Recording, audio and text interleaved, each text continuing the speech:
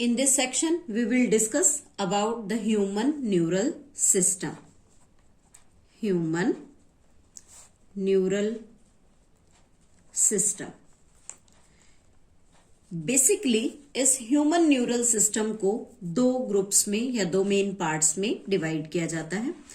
First main part is the central neural system and second part is the peripheral neural system. Two different parts या कह सकते हैं हम to main parts हैं यहाँ पर ह्यूमन न्यूरल सिस्टम में. सबसे पहले बात करते हैं सेंट्रल न्यूरल सिस्टम में. Actually central neural system is hollow. It is dorsally placed and lying along the mid-dorsal axis of the body. Dorsal axis of body. Body के middle part में, dorsal means back part में present होता है. Basically यहाँ पर central nervous system में दो parts होते हैं. First is the brain. That brain is found in skull region and the second is spinal cord, and this spinal cord is enclosed by vertebral column. यहाँ पर vertebral column में spinal cord exist करती है. Now the peripheral nervous system. Peripheral nervous system में basically हम यहाँ nerves को show करते हैं कि जितनी नर्व्स सेंट्रल न्यूरल सिस्टम से अराइज होती हैं उन सभी को मिलाकर पेरिफेरल न्यूरल सिस्टम की फॉर्मेशन होती है. जब हम यहाँ बात कर रहे हैं सेंट्रल न्यूरल सिस्टम की और उस न्यूरल सिस्टम से अराइजिंग नर्व्स के बारे में, तो यहाँ हमने अभी डिस्कस किया कि सेंट्रल नर्वस सिस्टम में बेसिकली दो पार्ट है, ब्रेन और स्पाइनल कोड. तो उसी के अकॉर्डिंग अगर देखें तो यहाँ पर ब्रेन से जो नर्व्स अराइज होंगी उन्हें हम यहाँ क्रेनियल नर्व्स का नाम देंगे. These are the cranial nerves.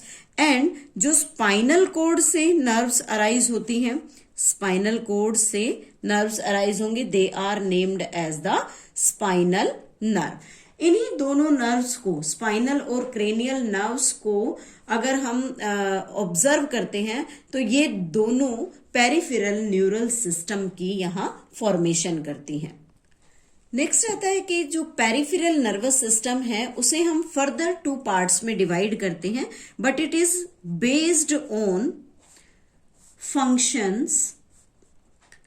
Functions के बेसिस पर जो नर्व फाइबर्स हैं, nerve fibres of PNS, peripheral nervous system के नर्व फाइबर्स को यहाँ पर टू ग्रुप्स में डिवाइड किया जाता है. डिवाइडेड इनटू टू ग्रुप्स, दो ग्रुप्स में इन्हें डिवाइड कर दिया. फर्स्ट ग्रुप को हम यहाँ नाम देते हैं afferent nerve fiber. Afferent nerve fibers means ऐसे नर्व फाइबर्स जो सेंसरी ऑर्गन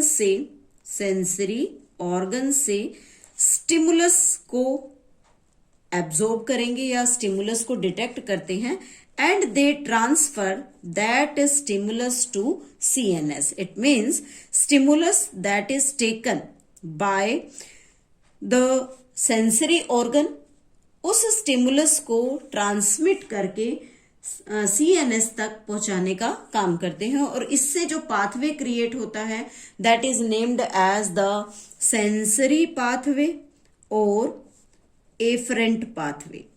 सेंसरी और एफरेंट पाथवे इसे कहते हैं. इट मीन्स सेंसरी ऑर्गन पर कोई भी स्टिमुलस अप्लाई होती है तो उस स्टिमुलस का नर्व फाइबर के थ्रू एब्जॉर्ब करना, उन्हें डिटेक्ट करना और फिर उन्हें सीएनएस तक ट्रांसमिट करने का काम एफरेंट नर्व फाइबर्स करते हैं.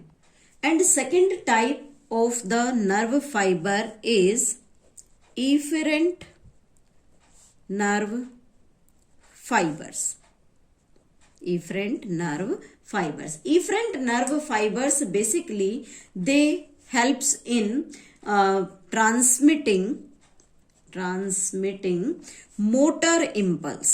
मोटर इम्पल्स मीन्स जो इंफॉर्मेशन यहाँ ब्रेन ने या स्पाइनल कोड ने अगेंस्ट द स्टिमुलस यहाँ डेवलप की है, उस इंफॉर्मेशन को ट्रांसफर करेंगे from CNS to the sensory organ. Means जो कंसर्न्ड ऑर्गन है जहां स्टिमुलस अप्लाई हुई, उस ऑर्गन तक इंफॉर्मेशन को CNS से वहां तक ट्रांसमिट करने का काम मोटर न्यूरॉन या इफरेंट न्यूरॉन कहते हैं. तो यहाँ जो पाथ डेवलप होगा that is named as the motor pathway. तो इस तरह से जो पेरिफेरल नर्वस सिस्टम में प्रेजेंट नर्व्स हैं उन्हें हम उनके फंक्शन के बेसिस पर 2 डिफरेंट ग्रुप्स में यहाँ डिवाइड करते हैं. अब आता है कि जो पेरिफेरल नर्वस सिस्टम है उसे हम फिर से 2 डिविजन्स में डिवाइड करते हैं. PNS divided into 2 sub division. 2 sub division में इन्हें डिवाइड किया जाता है. नाउ PNS को हमने 2 सब डिवीजन में डिवाइड किया. First is named as somatic neural system and second is known as autonomic neural system. 2 systems में यहां हमने इसे डिवाइड कर दिया. Now what about the somatic neural system here. Somatic neural system में basically जो नर्व्स होती हैं, these nerves supplying the skeletal muscles. Skeletal muscles तक जो नर्व सप्लाई होती है या system that include the nerve supplying the skeletal muscle is known as the somatic neural system. जैसे कि यहाँ पर स्केलेटल मसल्स तक जो नर्व्स है वो इंफॉर्मेशन को ट्रांसफर करेंगी, तो नॉर्मल सी बात है कि यहाँ जो फंक्शन होगा सोमैटिक नर्वस सिस्टम का that is for control the movement of the body. Movement of the body को कंट्रोल करने का काम सोमैटिक न्यूरल सिस्टम यहाँ पर परफॉर्म करेगा. और जो वर्क हो रहा है यहाँ पर that is against the skeletal muscle. Now in autonomic neural system it control and coordinate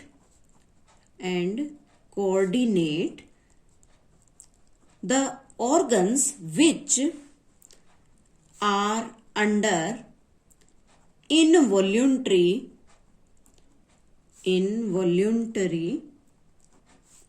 control.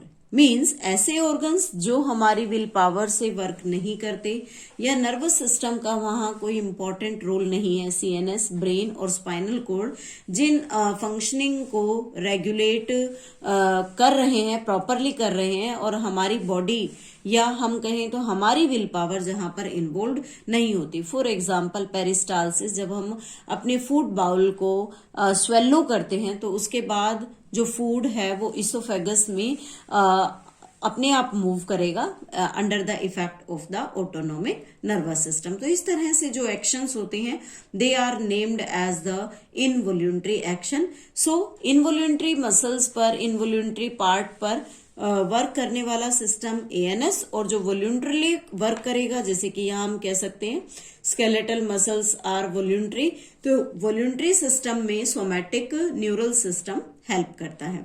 यहाँ पर इस ऑटोनोमिक न्यूरल सिस्टम को इसके एक्शन के बेसिस पर, इनवॉल्यूंटरी कंट्रोल के बेसिस पर इसे हम इनवॉल्यूंटरी न्यूरल सिस्टम भी कह सकते हैं. It is involuntary neural system.